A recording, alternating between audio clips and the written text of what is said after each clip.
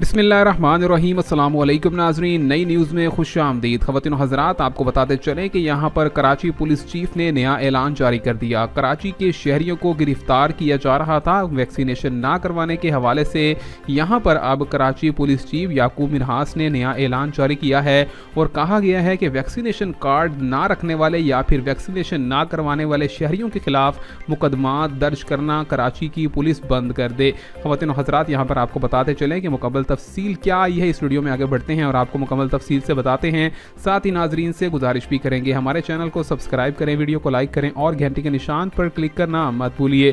ख़वातीन और हज़रात, आपको बताते चलें कि कराची पुलिस चीफ के अहकामात यहाँ पर 2 दिन के बाद आए, जबकि शहर में से तकरीबन 40 के करीब अफराद को गिरफ्तार कर लिया गया था।